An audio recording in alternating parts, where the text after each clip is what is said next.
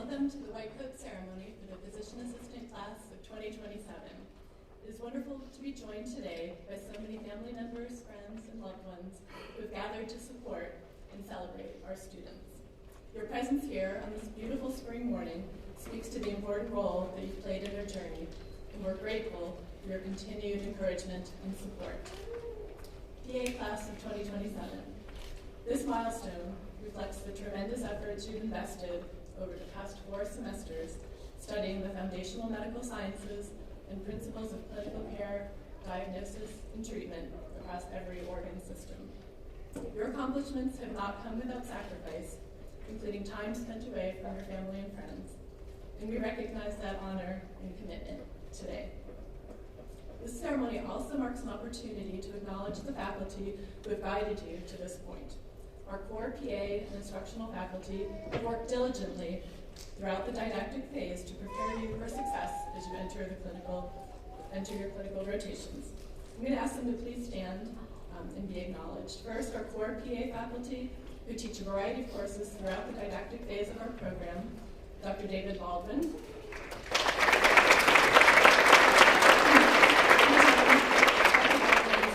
Three-time recipient and counting of the Outstanding Didactic PA Faculty Award. Next is our newest faculty member, Professor Kendra Meyer.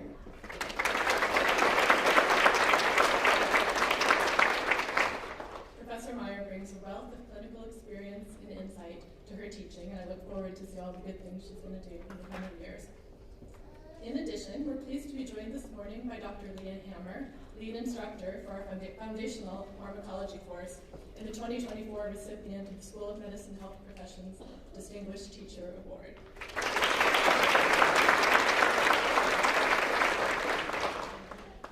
Also here today, maybe somewhere in the back, I saw him walk in, Dr. Dave Rasici. He's the lead instructor for our Human Anatomy course series, and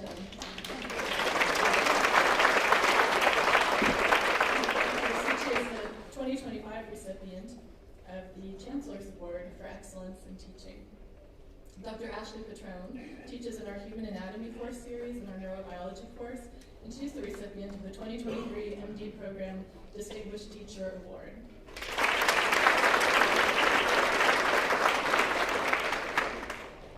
You're also going to be hearing from Dr. Mary Beth Mandich in a little bit, but in addition to serving as Vice Dean, Dr. Mandich leads our courses in health and disease across the lifespan and neurobiology.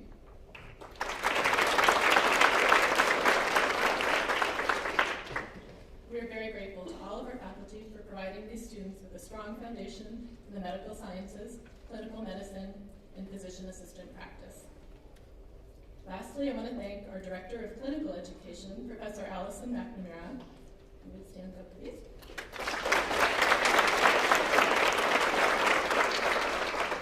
Professor McNamara has been instrumental in ensuring that these students have a seamless transition to the clinical phase and a clinical education of the highest quality. Now, it is my honor to introduce the keynote speaker for today's ceremony. Dr. J.W. Awori Hayenga is Professor and Vice Chair of Cardiovascular and Thoracic Surgery at WVU Medicine and serves as the Medical Director for our PA program. A grant-funded surgeon scientist, he has authored over 350 peer-reviewed publications and serves on the editorial boards of several leading cardiothoracic journals. Dr. Hayenga is a fellow of multiple prestigious surgical and medical colleges and is board certified in CT surgery, general surgery, and surgical critical care. He trained at Johns Hopkins and the University of Michigan with advanced fellowships at the University of Washington and University of Pittsburgh. He holds an MPH from Johns Hopkins, a master's in healthcare leadership from Brown, and completed executive studies in AI and business strategy at MIT. Dr. Hayenga's national and global service includes appointments with the World Health Organization, Department of Health and Human Services, and Johns Hopkins University, including roles as a patient safety scholar and senior medical advisor in health policy. So at this point, you might be wondering why he's hanging out with the likes of us. But I just have one little bit more to say. So he's also founder of the RJW Foundation, advancing global academic healthcare collaborations. His research focuses on lung failure, extracorporeal support, surgical outcomes, and health policy, with an emphasis on translating science into safer, more equitable care. Dr. Hayenga.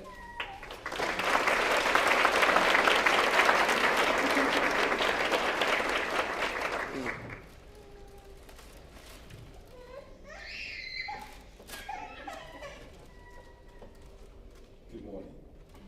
That was way too generous an introduction. Distinguished faculty, class of 2027, parents, friends, family. It is a distinct honor to be here in this place at this time for this moment. The story is told of a journalist traveling through southern West Virginia, stops at a gas station. The kind of gas station that has a flickering light, tells you a little bit about the character of the place, the nature of the surroundings. And there's a driver, parks his car, and fills his tank with $10. Walks into the store to pay for it. His work boots bear the truth of his daily activities, his daily life. His hands calloused from years of labor.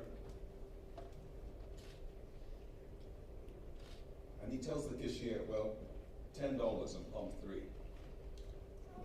But place another $10 for the next person who comes through, because it's cold out there. And with that, no announcement, no applause, no fanfare, just a single act of charity, a single moment of service. And that is true in many respects of healthcare. It is not the billing, it is not the encyclopedic lists, it's not the titles, it's not the accolades, but it's the service. It's the service to others.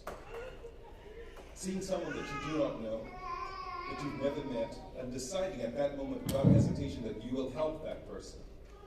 You will see that person through that moment. This is where your journey begins. This is where you are going with your clinical time. So, as a white coat ceremony, one might think that this is about the white coat.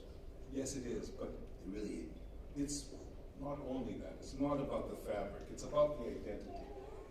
It is about doing what you will do for what you have learned for the people who need it. It is those quiet moments where there's an unmistakable shift in what your identity is at the bedside, who you are and what you represent to that patient. From this point onwards, you're no longer just witnesses to healthcare delivery. You are now participants. You are the executive arm of all that you've learned over the past year. Shifting back to Appalachia, healthcare here is not abstract. It lives in small towns where the nearest specialist is 3 hours, 5 hours away. It lives in families deciding whether to fill a prescription or to pay a utility bill. It lives in patients who will test your knowledge, who will test your empathy, who will test your patience. And it lives in places where you won't always have perfect conditions. So we should admit that the training will prepare you to be competent, but it is your calling that will demand that you are consistent. The consistency is not based just on talent alone. And Lin-Manuel Miranda in the Disney musical Encanto writes that stars don't shine, they burn, and constellations shift. So talent without discipline doesn't equate to success. We seek not merely to be a static, perfect figure frozen in time, but instead to be a dynamic, enduring, evolving, improving entity throughout your clinical time, throughout your clinical careers, throughout throughout your lives. So we need the courage to keep trying against the odds. We keep getting up when we fall down. You fall down 5 times, but you still rise 6, 7 times. My son says that to me all the time.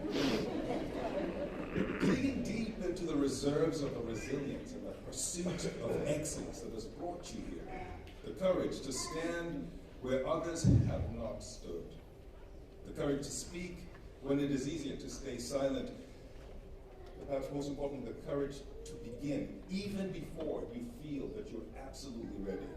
Now, you will not always feel prepared, and the imposter syndrome is something that comes upon us on occasion at some point in our careers. And you must remind yourself of these 5 words. You deserve to be here.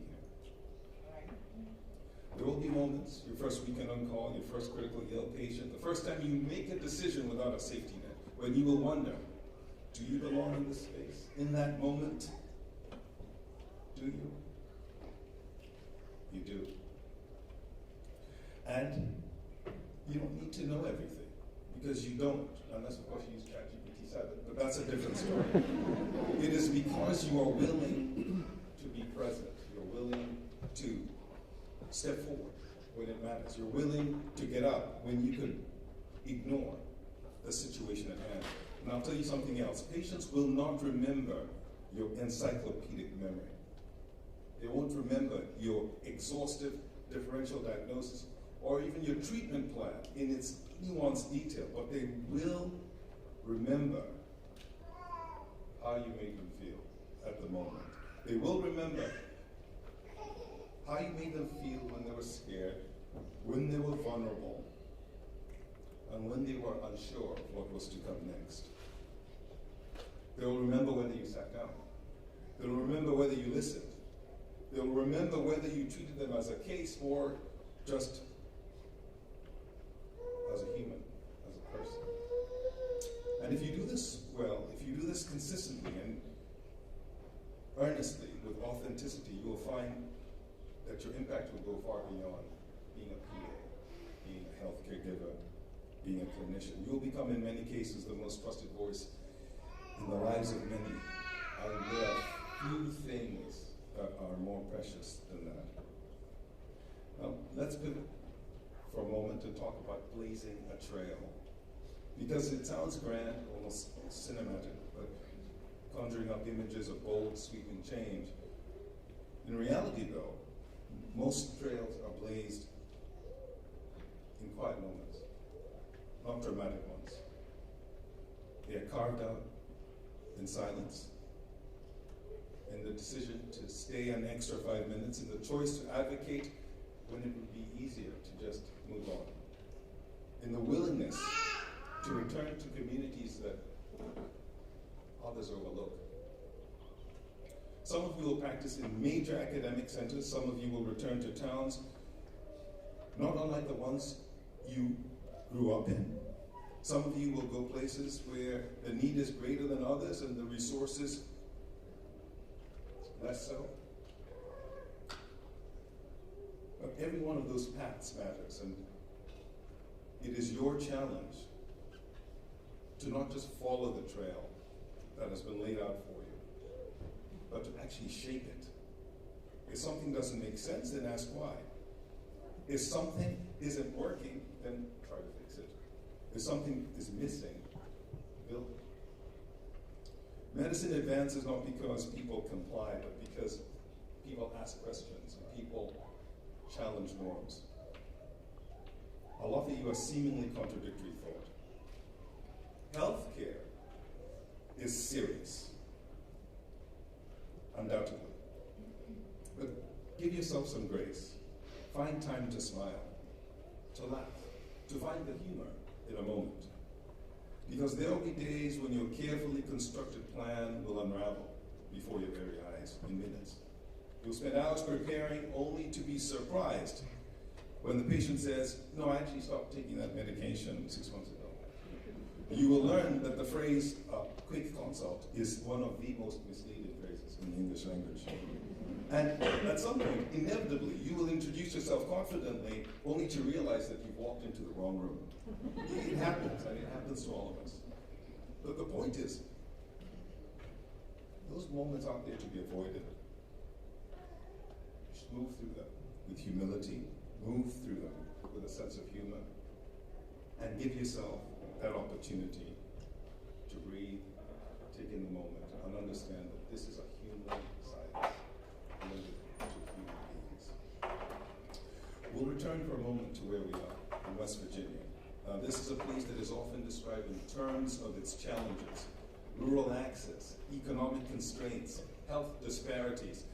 Number 3 in obesity, number 2 in smoking prevalence, number 48 in education, number 50 in infrastructure. All that is true, but it is also a place that is defined by its resilience, by people who show up for each other time and again, by communities that endure, by individuals who, despite limited resources, demonstrate extraordinary strength.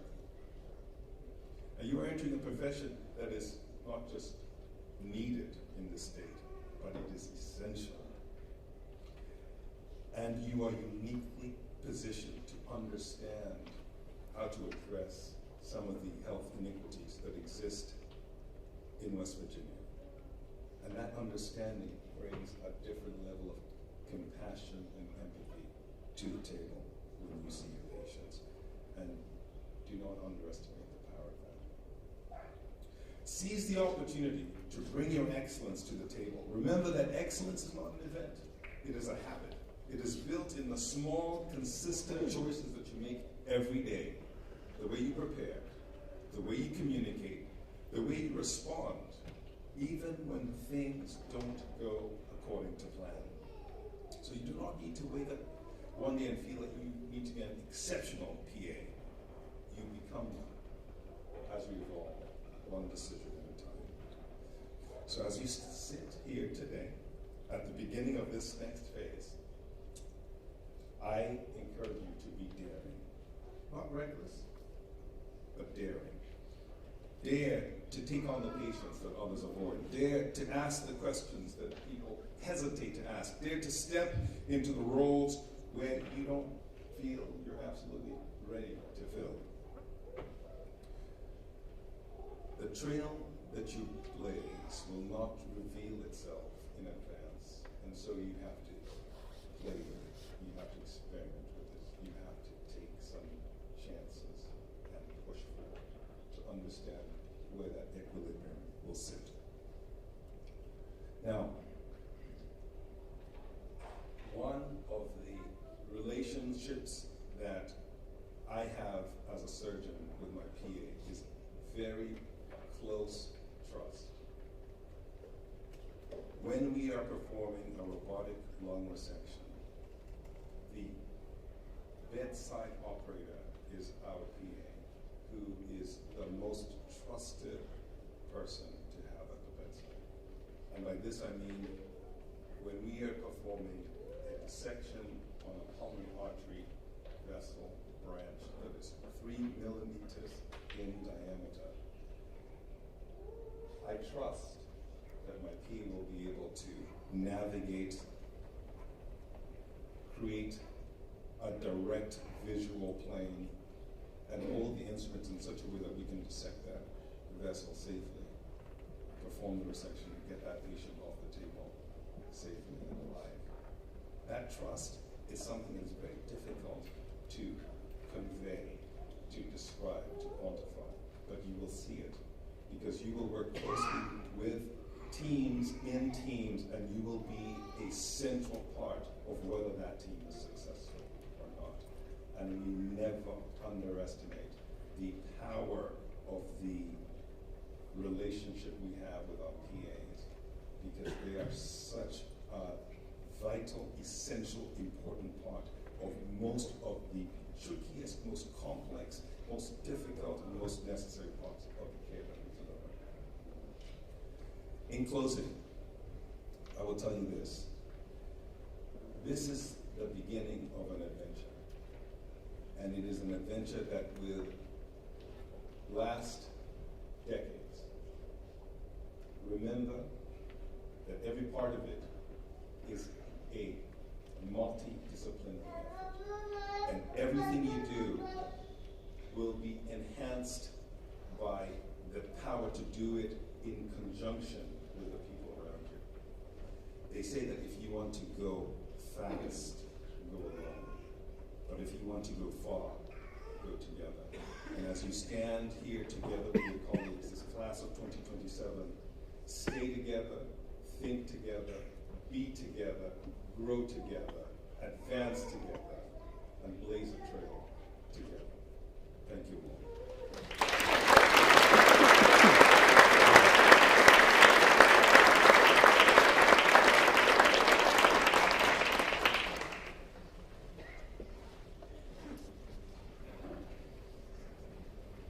Thank you very much, Dr. Heineken, for a wonderful speech. So students, today marks an important milestone in your journey to become physician assistants. The white coat ceremony signifies your transition from the didactic phase of learning, where knowledge is attained, to the clinical phase, where that knowledge is applied to the care of patients. For physician assistants, the white coat represents more than a piece of clinical attire. It symbolizes trust earned, responsibility accepted, and a commitment to collaborative, patient-centered care. It reflects your role as compassionate clinicians, patient advocates, and essential members of the healthcare team.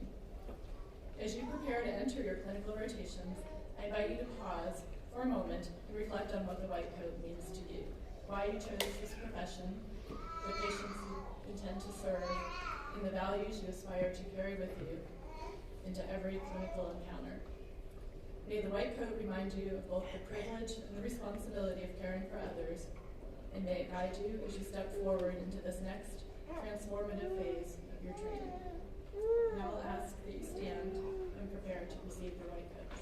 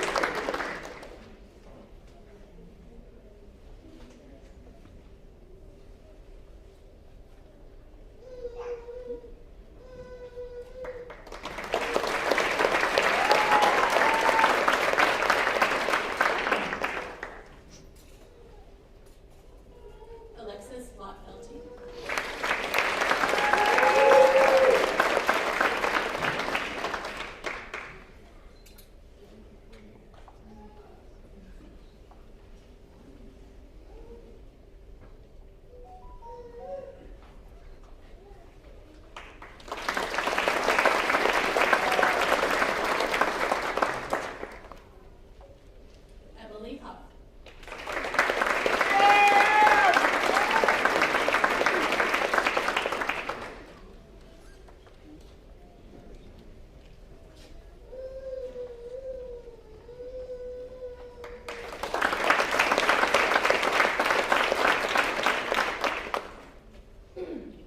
Alia Jackson.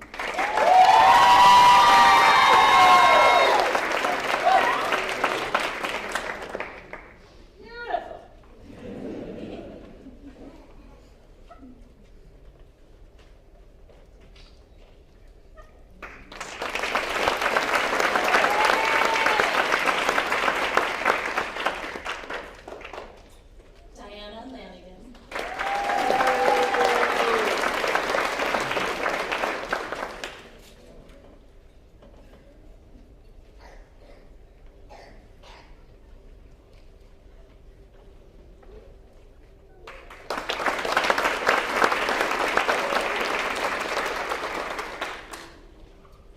Marina Mobb.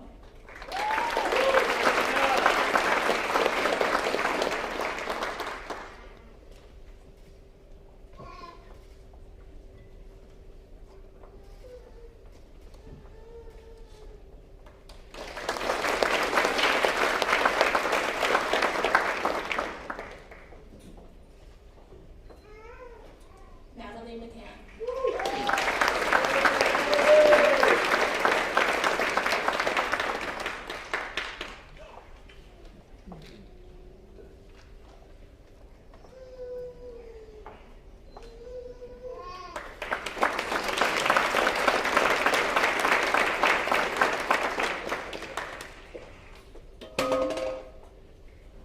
Josephine Moore.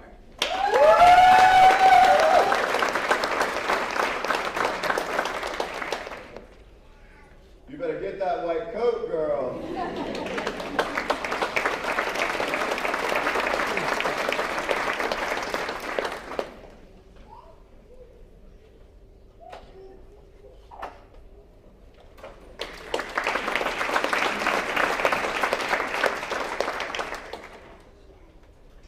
Mackenzie Myers.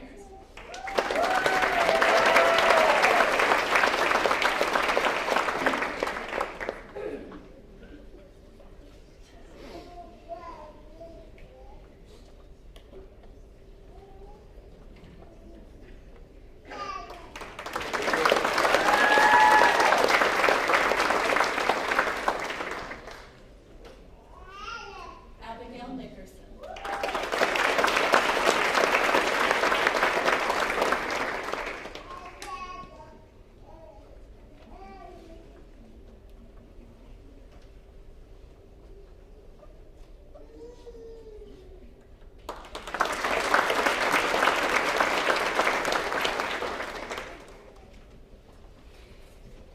Eliana Patera.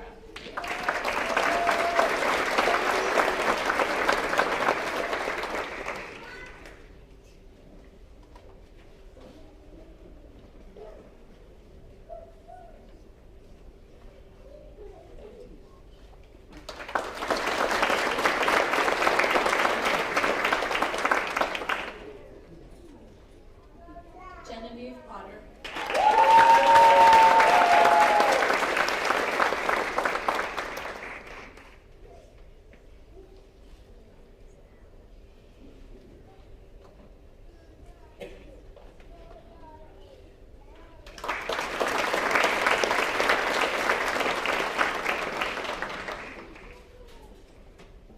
Olivia Warwick.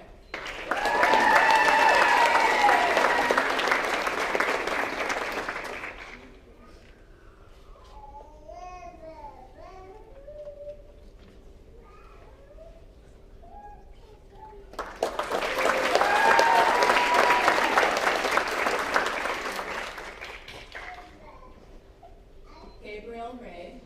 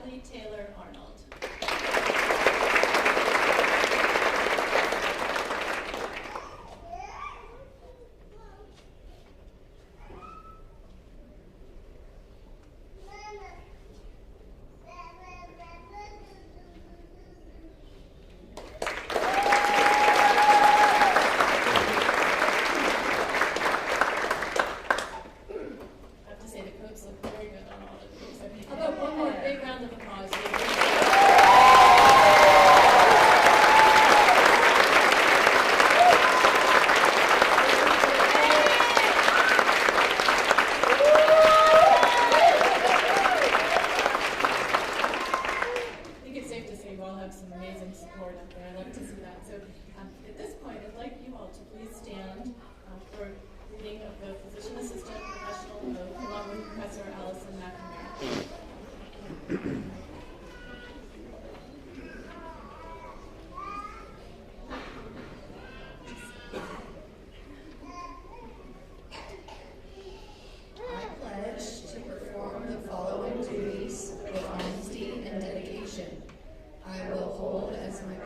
Responsibility, the health, safety, welfare, and dignity of all human beings. I will uphold the tenets of patient autonomy, beneficence, non-violence, and justice. I will recognize and promote the value of diversity. I will treat equally all persons who seek my care. I will hold in confidence the information shared in the course of practicing medicine. I will assess my personal capabilities and limitations, striving always to improve my medical practice. I will actively seek to expand my knowledge and skills, keeping abreast of advances in medicine. I will work with other members of the healthcare team to provide compassionate and effective care of my patients. I will use my knowledge and experience to contribute to improve the community. I will respect my professional relationship with the physician. I will share and expand knowledge within the profession. These duties are pledged with sincerity and upon my honor.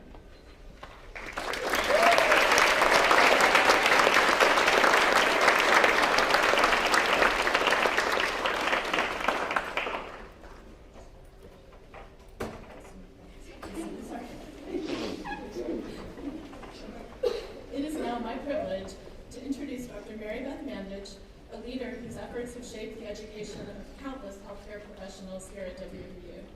Dr. Mandich is a professor in the Division of Physical Therapy and Vice Dean for Health Professions in the School of Medicine, where she provides leadership and oversight for an ever-expanding number of graduate, professional, and undergraduate programs.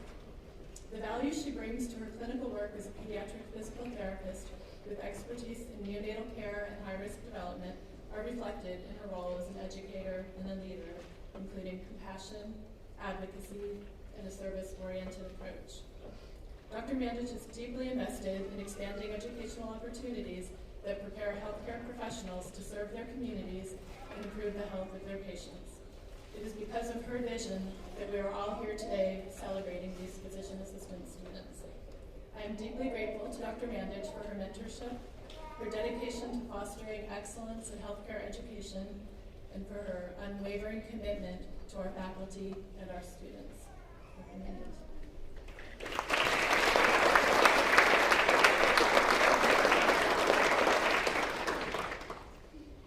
So quick, guys, are the upper motor neuron signs in the brown sequoia ipsilateral, contralateral, or bilateral? They're ipsilateral. That's an inside joke because unfortunately I'm giving a big exam tomorrow. I do encourage you to spend time with your families. I was unaware of the scheduling, sorry. I want to say a word of thanks to the families here. These education programs are so intense that everyone needs wind beneath their wings, so thank you for being that for these students. I also would like to express my appreciation for the faculty. As Dr. Moman says, I oversee 14 programs here in health sciences, and it is my absolute privilege to work with faculty who are so dedicated to educating students in their respective professions. They come in every day and really give 150% to be able to make sure that they can pass the torch to the next generation. So thank you to the faculty.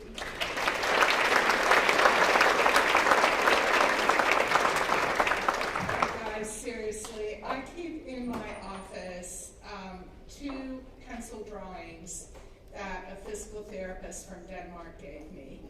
And they are drawings that she made of a baby in the NICU who was ventilated and 2 hands touching the baby.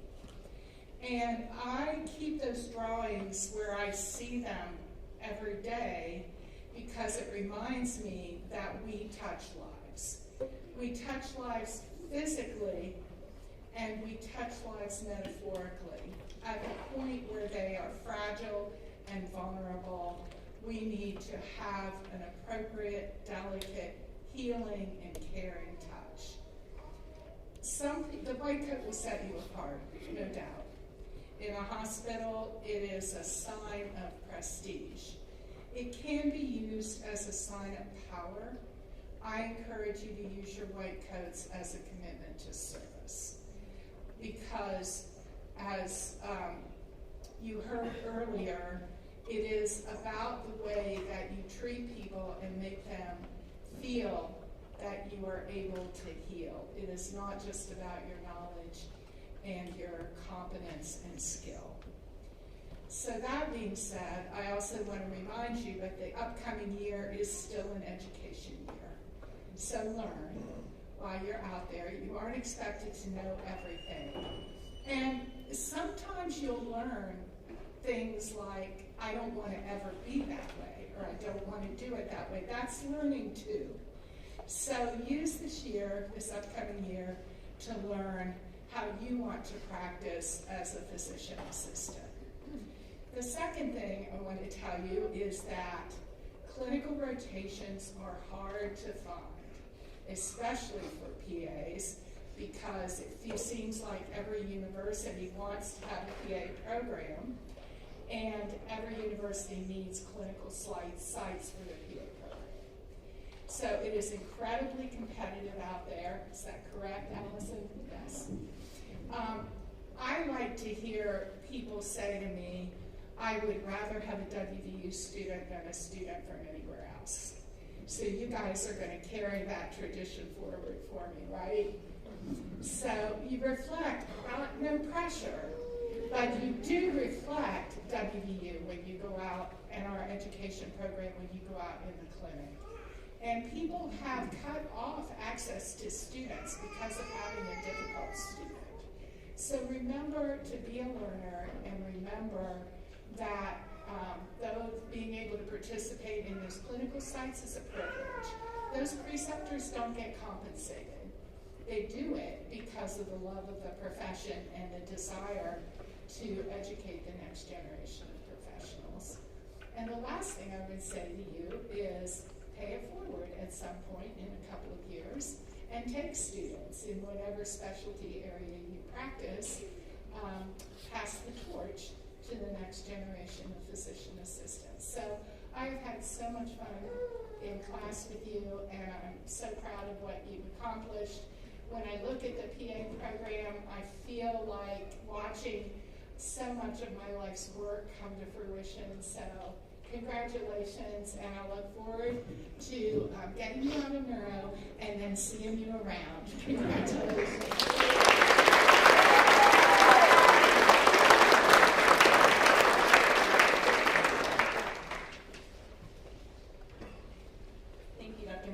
I do think it's really important, as you said, to think about how we touch patients and more than just that physical touch. I really appreciate that.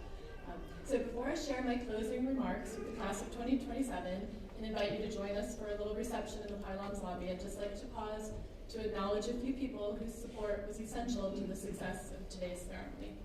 First, my sincere thanks to our amazing administrative assistant, a little alliteration there, our amazing administrative assistant, Teresa Lucci, whose foresight and attention to detail made every aspect of this white coat ceremony possible. I truly could not have done it without her. Thank you also to Callan Ruddle, who is a student in the BA class of 2028 and will be up on stage next year at this time, for coming in this morning to help with last-minute details and handing out programs. And lastly, I'd like to thank Dr. Eugene Chang for generously volunteering his time to live stream our ceremony this morning. It means a great deal to our students to be able to share this milestone with friends and family unable to attend in person. So, in closing, as you leave here today and prepare to begin your clinical training, I urge you to practice the habits that will sustain you not just through this next phase, but throughout your entire career as physician assistant. Recognize the limits of your knowledge and skills, and never hesitate to ask questions and seek guidance. Respect every member of the healthcare team, knowing that excellent patient care is built on collaboration. Listen carefully to your patients. As the father of modern medicine, Sir William Osler said, listen to your patient. He is telling you his diagnosis. I like that quote so much, I think I randomly put it in one of my rural medicine PowerPoints where it didn't really fit, but I had to put it in there somewhere. So please know that as you leave the Health Sciences Center, you do not do so alone. We remain committed to supporting you and look forward to hearing about your experiences in the clinical setting. There will be many moments that inspire you, and there will also be situations that challenge you.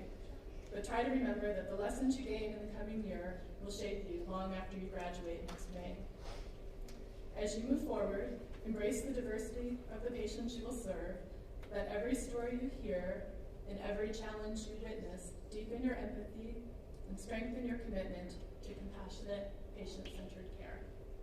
Congratulations on this milestone, and welcome to the clinical phase of your journey. That concludes our ceremony.